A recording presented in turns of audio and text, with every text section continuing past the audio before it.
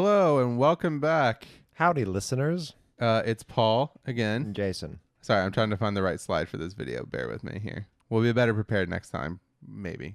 Maybe not. We'll see. Anyway, so if you're watching us live on twitch.tv/don'tcommentpretentious, this is the second part. We're recording this right after we recorded our Season 2, Episode 1 reaction review. This one is going to be more of a one-off thing. We're not going to do this every week. We're going to be talking about the other series and other projects that have been announced so far in the Star Trek universe, because there's a lot of them, and I have some thoughts. This will be going up on YouTube later, probably not tonight. I think we're going to space it out a little bit. So, but anyway, every Thursday after Star Trek Discovery airs, we will be reviewing the episode over on twitch.tv/don'tcommentpretentious at roughly 10 o'clock-ish, hopefully. And then that will go live on YouTube as soon as I can get it edited and uploaded. I'm hoping tonight. So look forward to that. And if you like what we do, subscribe, like, share, and leave comments. Tell us what you think so far about Star Trek Discovery Season 1. Or actually, more related to this video, what do you think about the upcoming series of Star Trek? So, I'm Paul. I'm Jason. Did we not do that already? We did it in the last one. I don't know if we did. I feel like we did it twice this episode. All right. Well, hey, you got it twice. Excellent. You should be happy about it. I don't know. Okay. Jason, what do you know about the extra shows that have been announced? I only know the one about old Picard. About Picard? I only know about that one. Okay, great. We're not going to start with that one. Excellent. No, we could start with that one. That's probably the one that I think people are most familiar with. So there's the Picard series that was announced late last year. Obviously, Patrick Stewart is on board to do it. The most recent news came from a few days ago, and basically, it's that this kind of ties into that thing that we saw at the in 2009 JJ Star Trek. So they mentioned in that movie that the whole inciting incident of that was that Romulus was destroyed by a supernova, and Spock was trying to save it by injecting that red matter into the supernova to create a singularity and blah, blah, blah. You know what though? What if the red matter is related to the Red Angel? Ooh. It could be. It could be. Ooh. That'd be that solid. Would be interesting. I could bite that. That would be interesting. I hated red matter. I hated that whole thing, but whatever. It's fine. Anyway, so, and the interesting thing about that is people think of it like, hey, that didn't line up with like 2009 Star Trek. That wasn't canon. That's not Prime Universe. But technically speaking, this incident is Prime Universe, because remember, it was in the Prime Universe in the future that I forget what year he said it was. It was like 25 something, 2490 something, I think. I want to say, or like 2390. I think. Sure, I don't recall. Anyway, so that was Prime Universe. Yeah, and that was the event that caused Nero to go back in time, and then to wipe out the Federation instead of, like, I don't know, maybe going back in time like a couple of days and getting Spock to the supernova a little faster. Seems like that would have fixed it. But anyway, I don't think he went back. Oh, that's right. He got sucked into it. He got sucked in. Because he did inject the red matter, and they both got sucked into it and went back in time. Okay, you're right. Never mind. Man, it's been a long time since I watched that movie. Mm-hmm. Anyway, so apparently, that part of it, though, where Romulus got destroyed by the supernova, was in Prime Universe. Yes. It happened.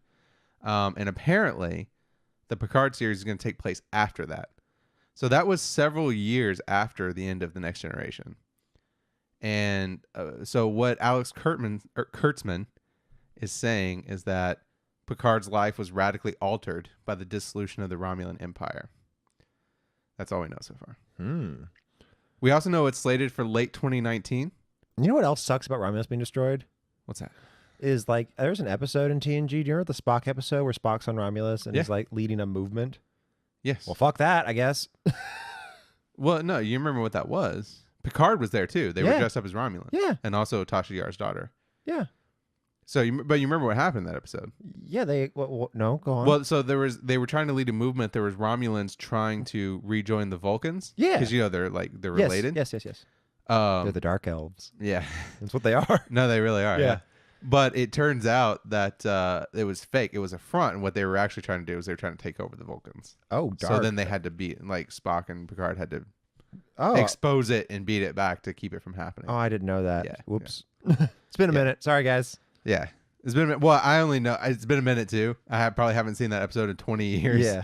So the only reason I remember is they talk about it in the link that I have here when I was doing the research for this. They talked about that. Okay, episode. sweet. Look at So, me. yeah. So anyway, the only thing we know so far is that it's slated for late 2019.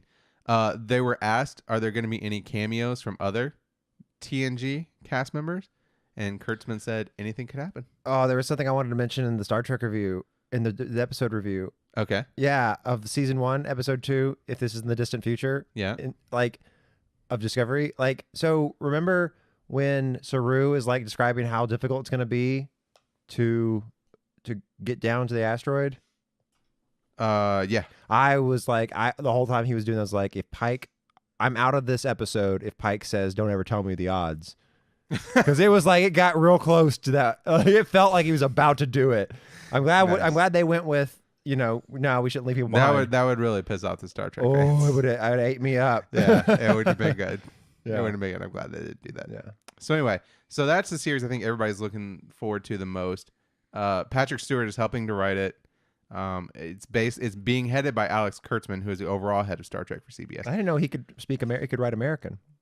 Thought he only wrote English. Not funny. Okay, carry on. He's just staring at me. I'm sorry. Can't all be gold, baby. I'm not mad. I'm just disappointed. You miss 100% of the shots you don't. Yeah, take. you miss 100% of those shots too. Okay, carry on. All right. So anyway, So man, it was so bad it threw me off. I don't even know where I am anymore. All right, we'll move forward together. So the show that we probably know the second most about is called Star Trek Lower Decks. I think we've talked about this before, but you might not remember. Yeah. So Star Trek Lower Decks is sorry about that. That was my PC doing things. Star Trek Lower Decks is based on an episode of The Next Generation called Lower Decks that followed lower level officers. Do you remember that episode? I remember you talking about it. Yeah. Yeah, I remember it vaguely. Well, there was a episodes. Voyager episode of that. No, I don't remember that. No, there was a whole Voyager episode where it was just about people that you don't normally deal with. I don't remember a lot of Voyager, if I'm honest. So I haven't gone back and watched it like I have. I've only ever seen DS9. I've only ever seen any episode once. Yeah. Oh, I've seen some episodes more than once, but I haven't. Not very many of them. Not like I have TNG or DS9 or even Enterprise, which I watched I've again seen recently. so much DS9. Yes, that's so good. Anyway, so Star Trek Lower Decks is based on the idea of what Lower Decks was, and that episode was they were following a bunch of ensigns doing routine work. So this show is the same kind of thing. So it's following support crew serving on one of Starfleet's least important ships, apparently.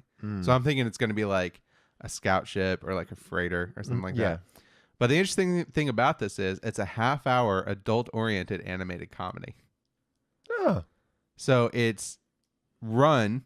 So they picked up the showrunner. His name is Mike Mahan. Do you know who he is? Mm-mm. He is the head writer and executive producer for Rick and Morty. Oh, man. Yeah. Awesome. So that tells you what style it's going to be. Great. I think it's already been picked up for 2 seasons too. Wow. There's no premiere date yet. So anyway, what were you gonna say? That's exciting. I love Rick and Morty. Yes. Oh, I love Rick. I showed you Rick and Morty, didn't I? I introduced you, didn't I? I knew about Rick and Morty before. I made No, you do it. I was watching it before then because we talked about it. Because you asked me if I'd watched it, and it was already season 3 by that point, and we started watching it together. Remember? Okay. Yeah, That was when season 3 was on. I think I'd already seen parts of it.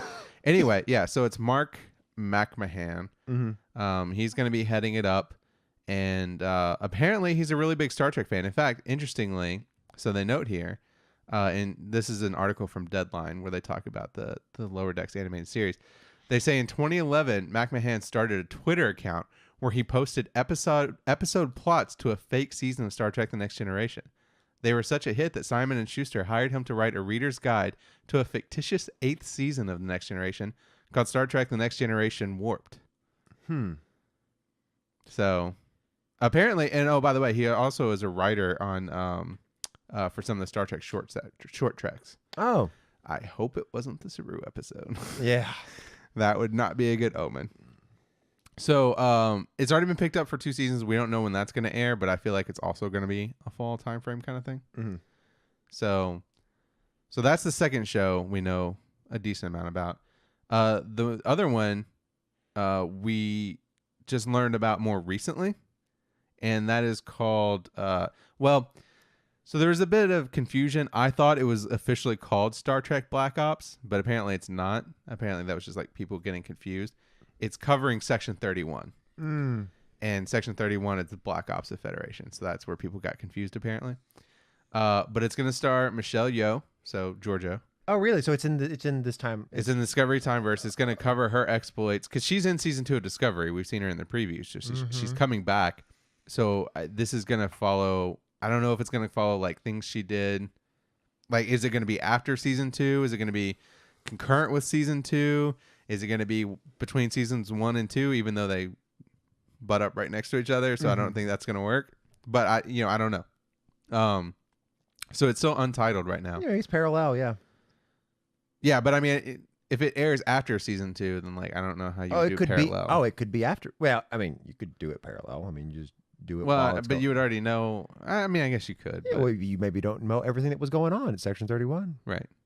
So, anyway, it's being headed by CBS All Access writers Bo Young Kim and Erica Lippold. I think that's how you pronounce it. Lippoldt. I'm not sure. But anyway, that's all we really know about that one. Yeah. I think it's going to come later this year, but we're not sure yet. That's a lot of Star Trek. It's not even all of them. We're gonna have. There's a comment. I have a comment to read about it. We're gonna be busy. I know. I have a comment to read about that. We'll get to it at the end here.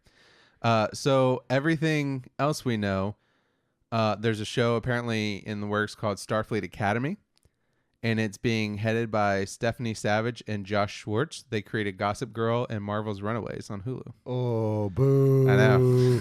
Have you seen Marvel's Runaways? No. Okay, just want to say something about it. Yep. That is one of the best comics I have ever read. Yeah. It is so good. And the show's and not. that show is unbelievably bad. Yeah. And it just absolutely shits on the whole point of the series. Oh my god, it's such a good. Yeah. Do you know what Marvel's Runaways is about? No. Okay, it's about. I'm gonna need you to not describe it to me right now.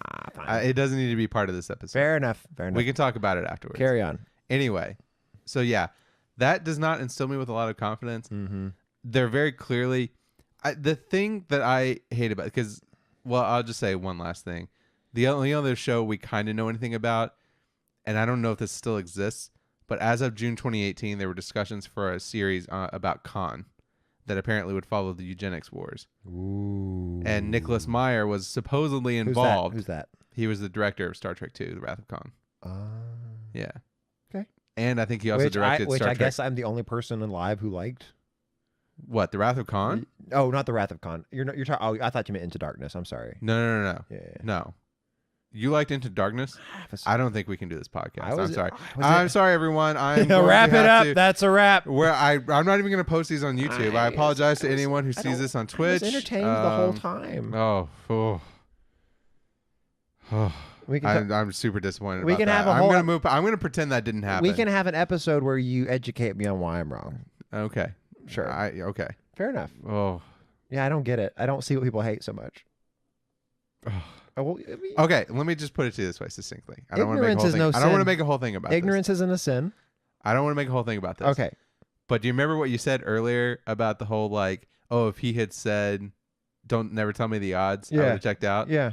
Like it's that kind of thing where it's really? like totally misplaced. It's like you're shitting on us with what you're doing here. Just like they'd be shitting on us if they put Star Wars lines in Star Trek. Sure. They're shitting on us by just changing the best Star Trek movie for no good reason and making it worse in almost every way. Okay. Fair enough. So okay, we'll talk about it at some other point. Anyway, so that's the only other thing we knew about. And so to my comment that I was going to say was, I think what you see here is they're really trying to attack multiple demographics. Yeah. So actually, I didn't cover it here because we don't know anything about it. But Kurtzman has also said he wants to do another animated series that is aimed at kids, right? So he has the adult-oriented one from the Rick and Morty guy. Mm-hmm. He wants to do another animated series that's focused on kids. So I guess kind of like the Clone Wars kind of thing. Hey, shut up! That is not. I like Clone Wars. Well, you can like. I'll probably like the but it's suitable for kids, right? Discovery is not suitable for kids anymore, which is one of the most disappointing things about it. I agree. I was just teasing. Yeah. As one of the most disappointing things about, like, I don't have any problem with language and nudity, but it's just like that's not what Star Trek was. No, yeah. And so I'm it's like there. when we saw Cleon sex, I was just kind of like, That was super. it intense. doesn't bother me, Yeah, I didn't like it. but I was like, I didn't like it. No, kids. A lot of people won't let their kids watch this. Yeah, for sure. Oh, that sucks. Yeah. Because here's the thing, we have religious schools for a reason. Indoctrination has to start early, and if we're going to indoctrinate kids, we need to get it Star Trek ideology. So we need Star Trek that appeals to kids. That's fair. Okay. Yeah. But anyway, my point here is when you look at all these, they're very clearly trying to target these shows at demographics. Yeah. And that kind of bothers me, right? Because you have the show aimed at kids with the Star Trek, I think it'll bring all animated those series. demographics together. You have like the adults with the adult, the lower decks one. Mm-hmm. You are apparently are going after adolescents and tweens with Starfleet Academy, Mm-hmm. right? And then, of course, you have the 18 to 35 demographic with Discovery and Section 31. Yeah. That's the demographic you always want because of money and ad revenue and all that stuff. Sure. I think it'll bring So all it just- demographics together. It'd be great. I mean, it could. I hope so.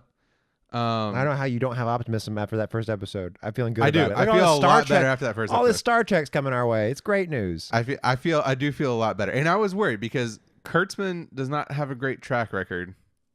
Because you know what he's been involved in before he became head of Star Trek for CBS. What? So he was involved in the JJ verse. Okay. He was involved in Transformers movies. Mm. Yeah, and that was basically it. I don't have an opinion on Transformers. I mean, it is what it is. God, I mean, so bad. it's I don't know. I don't see. Apparently, Bumblebee's good. I want to see it. I don't but see how it's they any got so different bad. than the cartoon of Transformers. because the cartoon is self-aware of what it is. It's a cartoon. Okay. Transformers movies are like cartoons, but they're like, no, it's for 23-year-olds and like maybe 23-year-olds that are 7 inside, like Michael Bay. I don't. And he used to be so much better. The Rock was a good movie. I Fight don't me. have it. Anyway. I could. It's a whole thing. I could go on a whole tangent about Michael Bay. Did he do Mission Impossible 3? No, J.J. Abrams did. Oh, this was so good though. Yeah, It was Mission so Impossible 3, yeah. good. No. Michael Bay did. He did The Rock and he did Bad Boys. I haven't seen either of those. So, you haven't seen The Rock? Mm-mm. Okay, well, I know what we're watching after the Orville. Mm. It's a good movie. Okay. Sean Connery, Nicolas Cage. Who are they? I'm joking. Let's go. Nicolas I know who the Cage. fuck it is.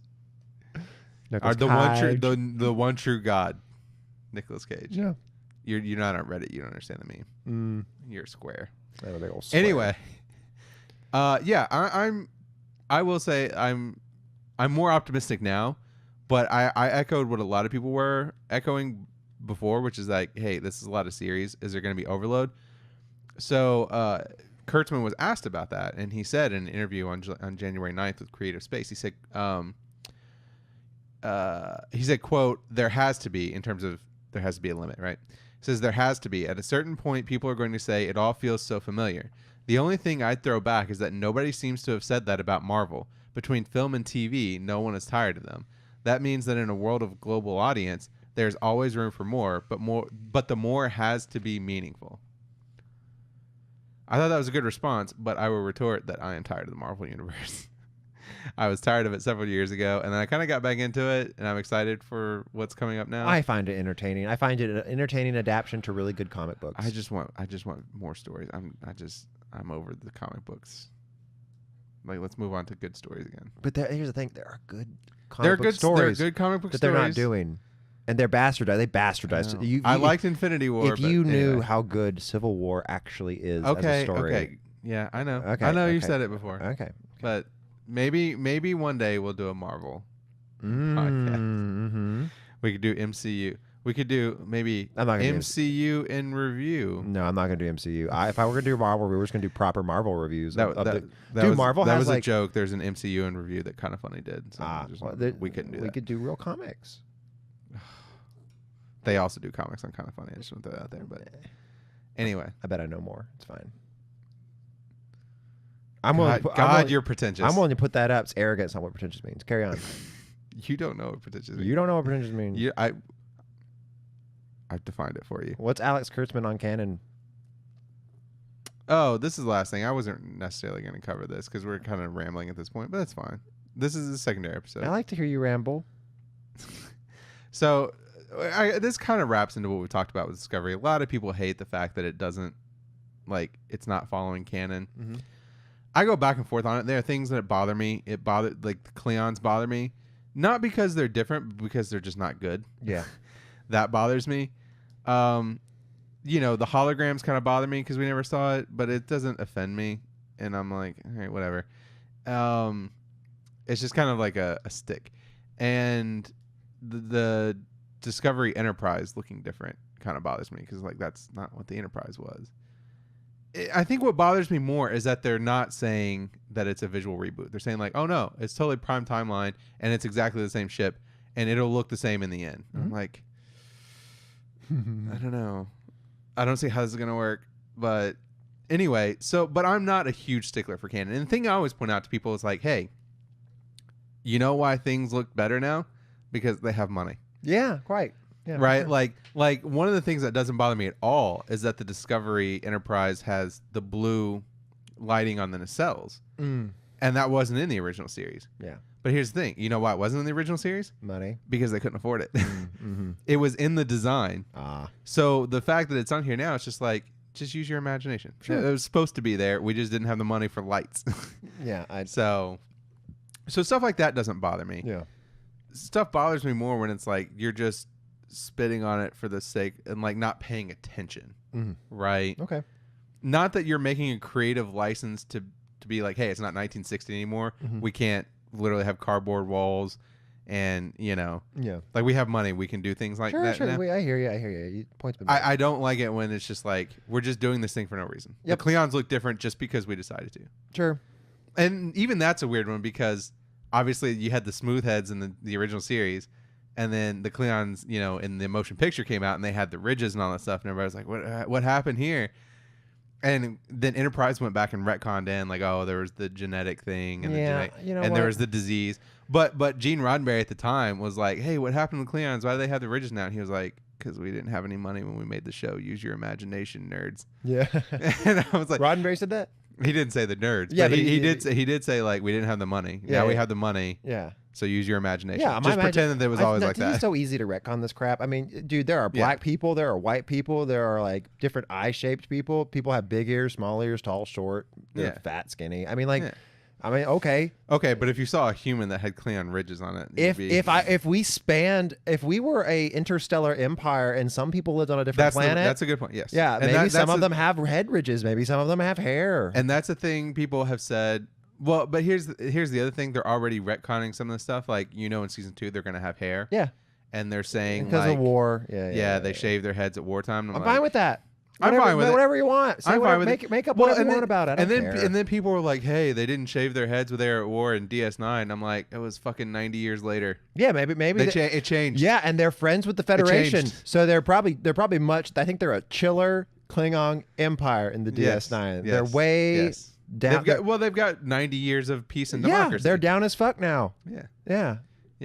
Democracy-ish. I guess they still have an emperor, but they have the High Council and all that stuff. So, but you can get rid of the I'm always like, I was like, hey, you know what we did 90 years ago? Boys wore dresses until they were 7, and we cured diseases with leeches. Sure, like, shit changes. Exactly. And hey, about it being an empire, you know, you can impeach the emperor anytime you want by challenging him to single combat. Yeah, that's the way to do it. I mean, that's how. So anyway, I'm not in love. My problem with the canon of the Klingons is more like I didn't think they were good. I didn't like the way they looked. I didn't like anything like that.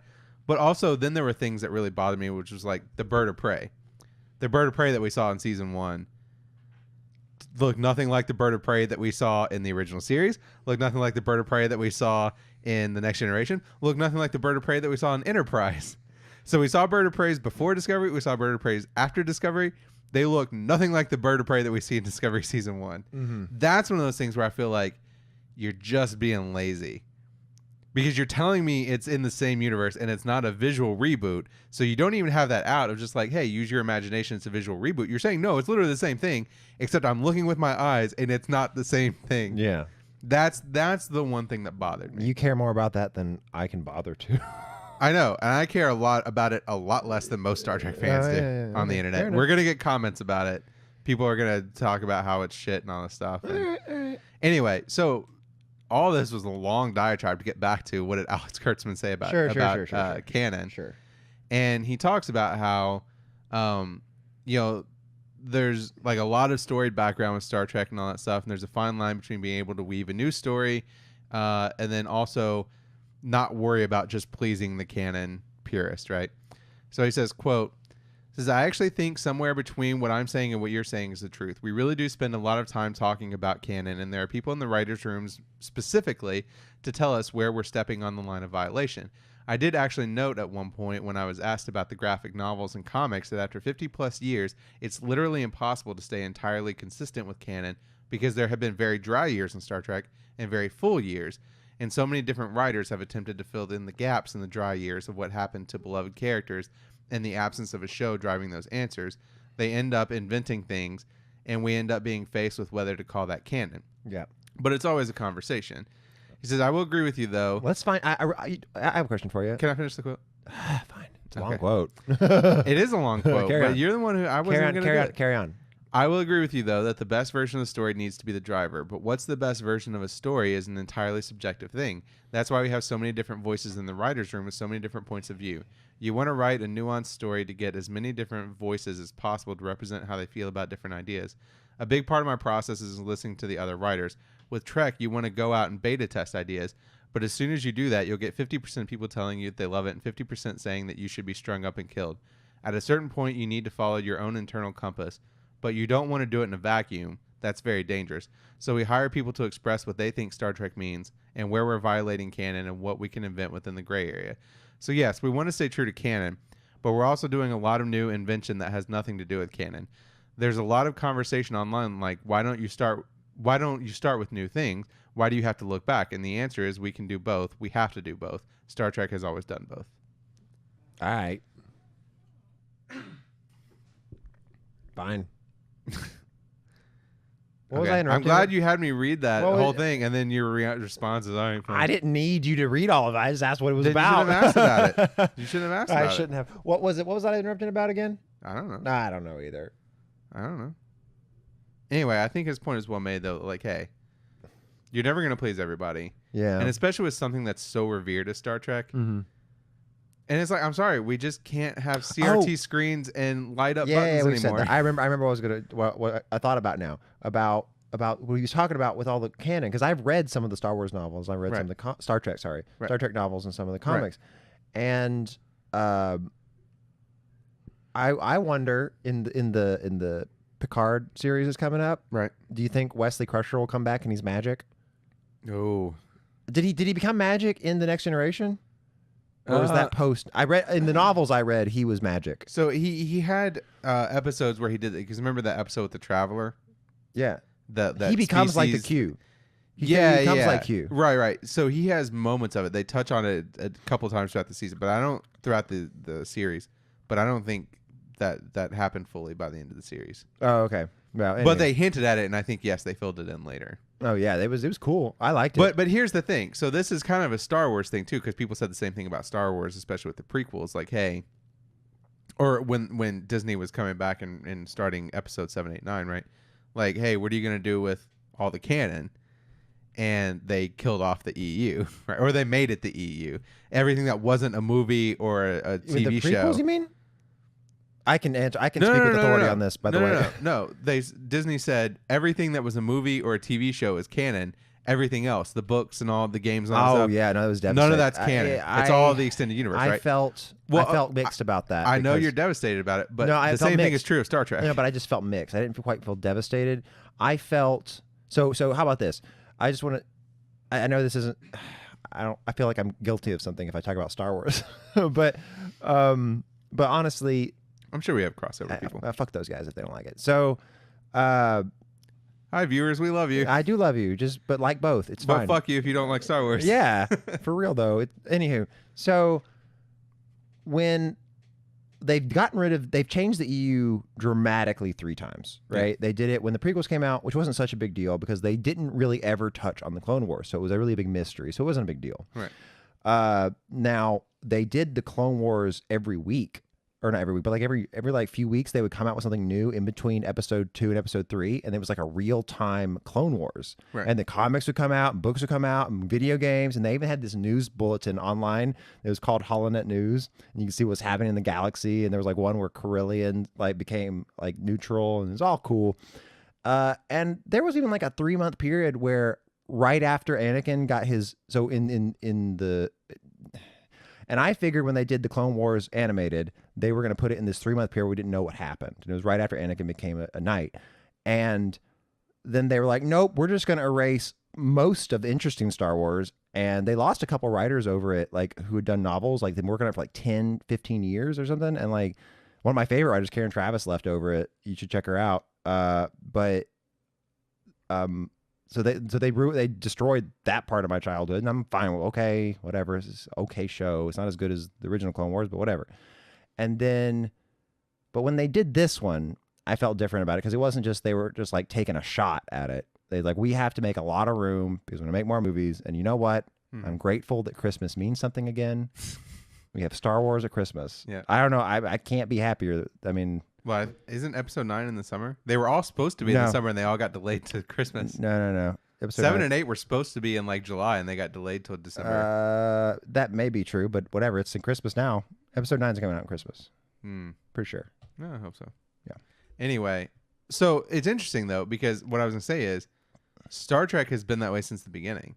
CBS has always been that, like, hey, anything that you don't see on screen is not canon.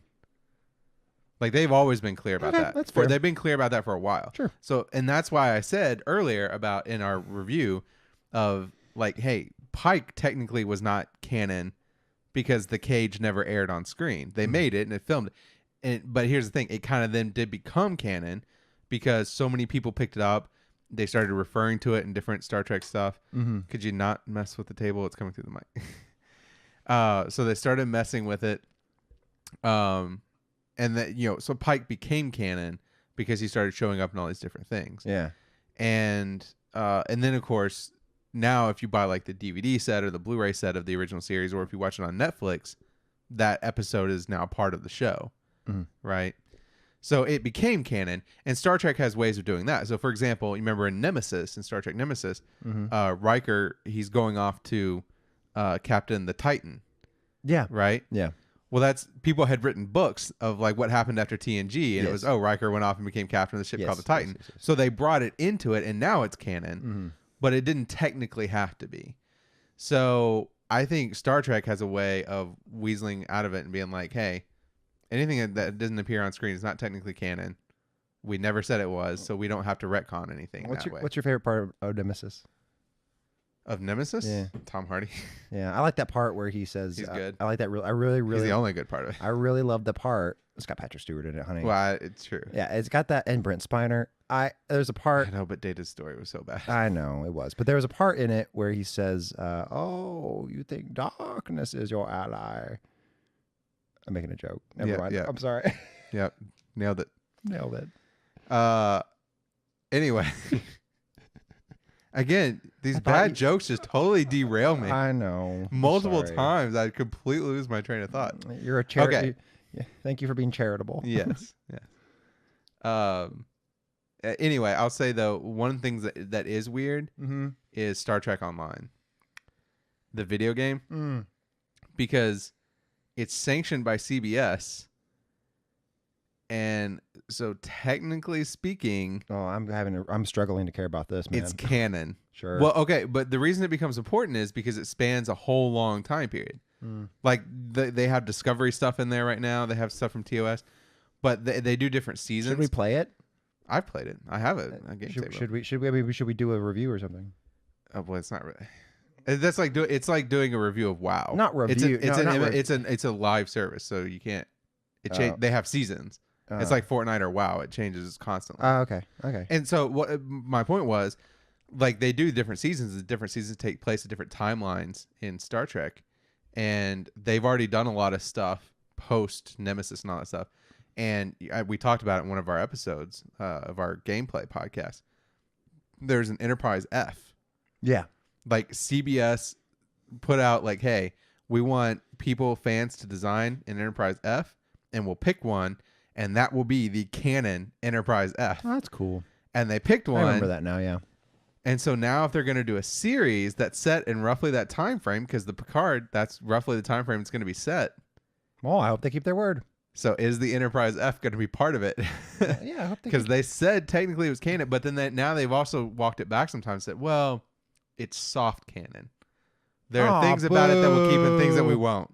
I know. Well, as long as they keep the starship, that's pretty cool. They better not mess it up. I don't know. I like the way it looked on the outside. Star Wars did something similar. What? They had a fan design thing? a fan vote on the Sith name of Han Solo's kid. Oh yeah, which wasn't Ben at that time. It was right. It was. Do you know his name? No, but wasn't it the twins? They had the boy and the Jason and Jaina. Yeah. Oh, wow. Yeah, that says a lot. It was really good. No wonder you like Star Wars so much. No, it was so good. I can't imagine you liking anything less than if it has you in it. It's not spelled it's not spelled like my name. So okay. It's with a C. Oh. Yeah. So like a cool way. Yeah. Yeah. Oh, how disappointing. The way that, yeah. It must be disappointing to be you. I'm just kidding. It's I'm really just not. kidding. I love Jason.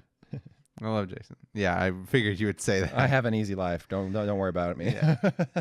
So anyway, so we kind of talked a little bit more than we wanted to there. We got into stuff about canon, but overall, we talked about, so just to recap, to the housekeeping. Mm-hmm. Every Thursday, we're gonna, after the episode of Star Trek Discovery airs, which is supposed to be at 8:30, we're going to go live on twitch.tv/don'tcallmepretentious, and we're going to do our reaction and review. And I'm hoping that we'll be live around 10 o'clock. Yeah. And we'll do that for the rest of season 2. Now, what I was going to say to this and add to this is, it kind of feels like we're going to be going beyond season 2 because they got a lot of shows lined up, and I think they're coming on right after. So, but yeah, we're going to do all of it. We're going to do every bit of it. We're going to do all of it. We're going to do every bit of it. I'm down. I'm so down. So be there or be X times X. Get it? Because it's a square. This is the power of math, people. I'm not mad. I'm just disappointed. Okay. Anyway, so God damn it. It ruins my thought process every single time. It's okay. I was in the middle of the housekeeping. I was in the middle of my spiel. I'm just being corny. All right. Okay. So anyway, again, we're going to go live roughly 10 p.m. And we hope to see you there. Yeah, we hope to see you there. And then you can see the videos later, edited and cut down on youtube.com, Don't Call Me Pretentious. And so follow us on our social media, facebook.com/Don't Call Me Pretentious and twitter.com/@DCMP Pretentious. Our schedule is also, we stream, by the way, Wednesday nights at about 8 p.m. on twitch.tv/Don't Call Me Pretentious. And we stream ourselves playing gameplay and talking about pop culture and politics. And it's real fun. If you want to hear a bunch of soy boys talking politics while playing video games, tune in to twitch.tv/Don't Call Me Pretentious, Wednesdays at 8 p.m. Or then we put up the videos on youtube.com, Don't Call Me Pretentious. Do you think Sundays at 9 a.m. Do you think Best 45 watches Star Trek? Who? Best 45. I don't know what that is. The guy who is seceding the Syrian coast to Russia. Best 45. The guy who probably the guy who probably thinks. I know what you mean. No, I don't think he does. Oh man, if he does, he doesn't get the point. Yeah, he's clearly missing the point. I like to imagine him watching this episode and going, "I was wrong. I was so wrong. I've seen. I had it all wrong. Captain Pike is the kind of commander in chief I want to be. I want a world without want." Yes. Yeah. Wouldn't that be nice? Okay. Anyway, yeah. So if you want more of that political more conversation, that's where I was going for. Mm-hmm. Twitch.tv/Don't Call Me Pretentious, Wednesdays at 8 p.m. or watch the video on YouTube on Sundays at 9 a.m. All right. We love you guys. Bye. We love you. Bye.